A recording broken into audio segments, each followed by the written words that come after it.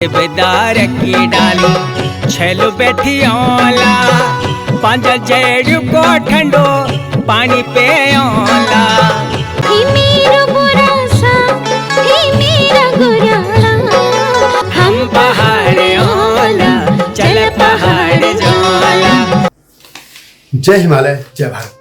हिमालय लोग YouTube channel में आपका स्वागत है और मैं हूं जर्नलिस्ट डॉक्टर हरीशचंद्र नागर। नेपाल को लेकर आप तौर पर लोग एक ही चीज समझ लेते हैं कि सभी नेपाली एक जैसे हैं, सब हिंदू राष्ट्र हैं तो सभी हिंदू हैं और सभी भगवान विष्णु, भगवान भोलेनाथ या देवी इनके उपासक हैं, जबकि ऐसा नहीं है। नेपाल में भी विभिन्न तरह के अलग अलग जातीय समूह हैं और उसी तरीके से हम ये कह सकते हैं जैसे भारत में तो क्षेत्र के हिसाब से एक पहचान बनेगी, जैसे पंजाब का पंजाबी, कश्मीर का कश्मीरी, राजस्थान का राजस्थानी, गुजरात का में रहने वाला गुजराती, बिहार का बिहारी, पहाड़ का पहाड़ी या उत्तराखंड का उत्तराखंडी, हिमाचल का हिमाचली, उड़िया का उड़िया, उड़ीसा का या असम का असमी, और भी जिस तरीके से आते हैं महाराष्ट्र का मराठी, ये इस तरीके की पहचान है। परंतु नेपाल में इस तरह की पहचान नहीं है। वहाँ पे 7 राज्य हैं, लेकिन वहाँ की जो पहचान है वो ज़्यादातर जातीय संगठनों पर है। जैसे हम पूर्वोत्तर की तरफ चले पूर्व, तो उधर लिम्बू, राय लिम्बू, तमांग है, ये अपनों को किराती कहते हैं। यदि हम पश्चिम की से बात करें, जो उत्तराखंड की सीमा जुड़ी है, उधर खस लोग हैं, खस हैं, ठकुरी हैं, इस तरीके से लोग आते हैं। इसी बारे में आपको विस्तार से बताऊंगा, लेकिन जब तक मैं आगे बढ़ूं आपसे अनुरोध है कि हिमालय सभ्यता पर केंद्रित इस चैनल को सब्सक्राइब अवश्य कर दीजिए। इस वीडियो को बनाने का मेरा मकसद ये है कि नेपाल के जो भी लोग आते हैं वो एक ही नस्ल जैसे नहीं होते, वहां पे कई नस्ल के लोग हैं। जी हाँ, यदि आप तिब्बत की तरफ जो बॉर्डर आप देखेंगे तो वहां पे बड़ी संख्या में तिब्बत मूल के लोग हैं, और खास तौर पे जब चीन ने तिब्बत पर अवैध कब्जा कर लिया था, दलाई लामा वहाँ से भागकर भारत आ गए थे, तो उनके और भी कई समर्थक कुछ भारत में आ गए, कुछ अलग अलग देशों में गए, लेकिन बहुत बड़ी संख्या में लोग नेपाल में बॉर्डर जो उत्तर की तरफ है वहाँ पे बस गए थे। और आज जो नेपाली ही है, तो उधर की जो भी आप संस्कृति देखते हो, शेरपा है, तो वो तिब्बत से मिलते जुलते हैं। लेकिन यदि आप पश्चिम की बात करेंगे तो पश्चिम में जो खस हैं, उनमें क्षेत्री ठकुरी हैं, उनकी पूरी की पूरी संस्कृति उत्तराखंड से मिलती है, और खासतौर पर कुमाऊं से। सुदूर पश्चिम और कर्णाली की बात, कर्णाली से यदि हम दक्षिण की तरफ यदि उत्तर प्रदेश की सीमा पर आए तो वहाँ पे कुछ जगह थारू भी हैं और कुछ वहाँ पे मधेसी भी है। मधेसी यानी जिनकी संस्कृति उत्तर प्रदेश से मिलती है। इसके बाद हम थोड़ा आगे जाएं तो यहाँ पे मगरों का एक बड़ा क्षेत्र है, मगर जाति के लोग रहते हैं। इसके बाद हम यदि उत्तर की बात करें, जैसे मैंने पहले कहा, वहाँ शेरपा भी हैं, और इसके अलावा उधर भोटिया भी हैं और थकाली भी जाति के लोग रहते हैं। अब हम थोड़ा और आगे की चलते हैं पूर्व की तरफ, तो पूर्व में काठमांडू घाटी से पहले यहाँ पे होते हैं गुरुंग लोग, कुछ इधर गुरुंग लोग भी रहते हैं, ये पोखरा के आसपास रहते हैं गुरुंग। अब हम और आगे की तरफ चलेंगे तो उधर उत्तर की तरफ और कुछ मध्य में भी तमांग एक जाति है। इसके अलावा बीच में काठमांडू घाटी है, वहाँ पे नेवार है। नेवार अकेले नेवारी एक ऐसा क्षेत्र है जहाँ पे हर तरह की जाति के लोग हैं, लेकिन एक क्षेत्र के लोगों को नेवार कह देते थे। जैसे गढ़वाल में रहने वाले गढ़वाली, कुमाऊं में रहने वाले कुमाऊनी, या हिमाचल में रहने वाले हिमाचली, ऐसे। तो सिर्फ नेपाल में एक क्षेत्र है नेवार। नेपालों में हिंदू अधिकतर है और बौद्ध भी है। और जो लिच्छवी वंश आया था जो बिहार से, उन्होंने यहाँ शासन किया था। कुछ कर्नाटक से भी एक राजवंश आया था। इस तरह कई से है, लेकिन मुख्यतः ये हिंदू लोग हैं इसमें अधिकतर। उसके बाद हम और पूर्व की तरफ चले हम नेवारों के बाद, तो उसमें हम फिर आपको तमांग में मिलते हैं। आगे फिर हमके उत्तर की तरफ आपको यहाँ पे भोटिया, शेरपा, थकाली वगैरह मिलते हैं। लेकिन यदि हम मिथिलांचल की तरफ चलें, जो बिहार का उत्तर की तरफ चले और नेपाल का हम दक्षिण कहेंगे उसे, तो वहाँ पे वो भी मधेसी है, जो जिनकी संस्कृति मिथिलांचल जो मैथिल है उनसे मिलती जुलती है। इसके अलावा हम और आगे के हम चलेंगे तो वहाँ पे सुनवार भी हैं, और इस तरीके से यहाँ पे ये जातियाँ मिलते हैं। तो कुल मिला के हम यदि कहें तो नेपाल में यहाँ पे उत्तरी जो हिल्स पहाड़ी में, वहाँ पे हिंदू कास्ट के लोग हैं, जिनमें हिंदू यानी खास है, क्षेत्रीय हैं, कामी, दमाई, ये दलित में आते हैं। ये जो बात की, जो मैंने 2 बातें कही, कामी, दमाई। उसके बाद मधेसी भी हैं, नेवार भी हैं, थारू भी हैं। थारू भारत में भी बड़ी संख्या में है। और थारू लोग उनको कहते हैं कि जो राजस्थान के रानियां और उनके नौकरों लाए थे, तो उनके जो वंश बने उनके लोग हैं। इसके अलावा तमांग भी हैं और राय लिम्बो भी है, ये हम को कराती कहते हैं यानी किरात। आगे गुरुंग भी है, भोटिया, शेरपा, थकाली, मगर, सुलवार, ये तमाम जातियाँ वहाँ पे हैं।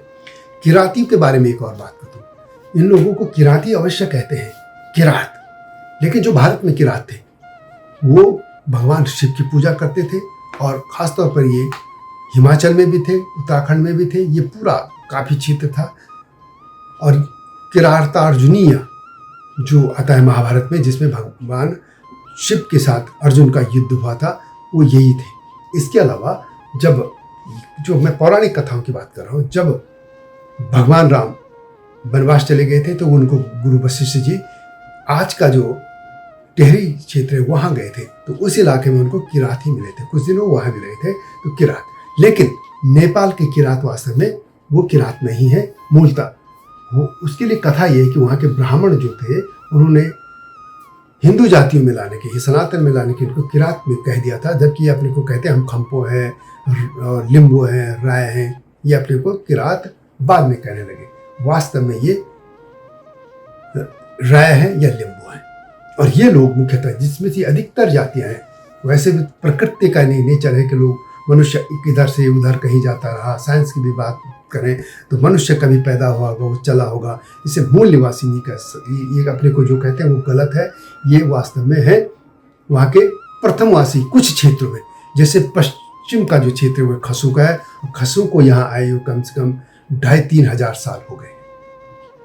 यदि हम किरात की बात करें, जो आप किराती कहते हैं, राय, लिम्बो, तमांग, मगर, गुरुंग, आगे जो और भी जातियाँ हैं, सोनार, शेरपा, तो ये बहुत बाद में है। सबसे प्राचीन जाति हम कहेंगे तो पश्चिम में, तो वो खस है।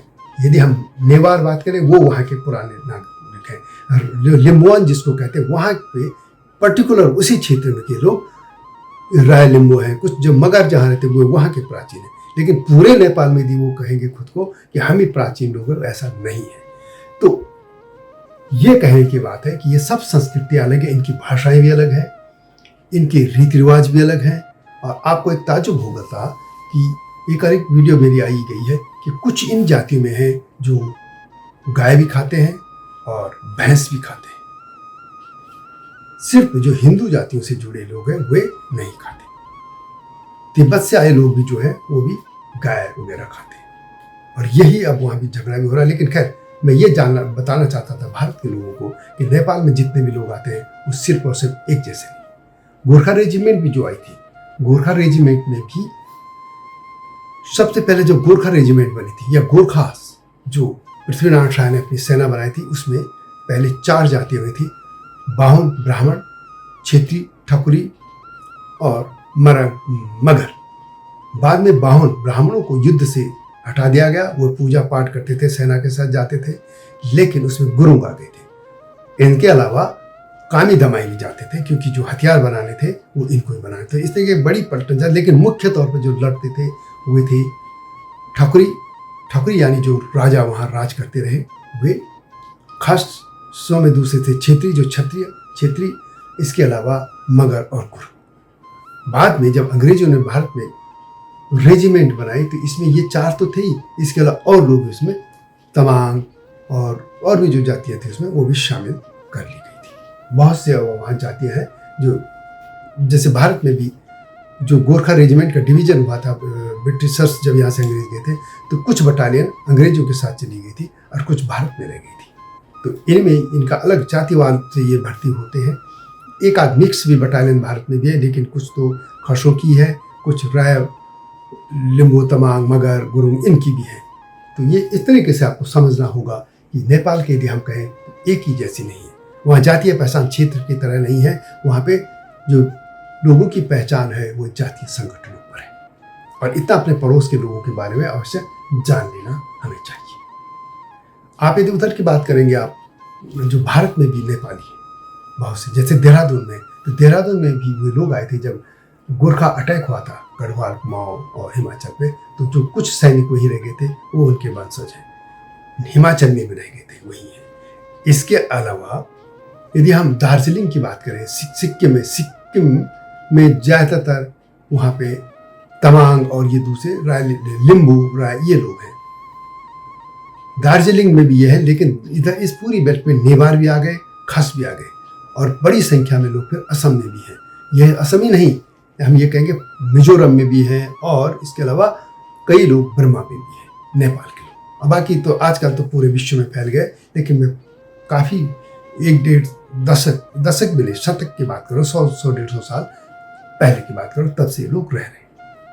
तो ये था नेपाल के लोगों के एक जनजाति या जाति है जो उनकी पहचान थी, इस बारे में जानकारी।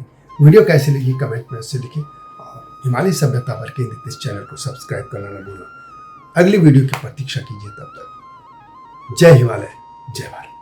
हिमालय पे पेड़ हो तो गीत गाएंगी नदियाँ, गीत गाएंगी नदियाँ।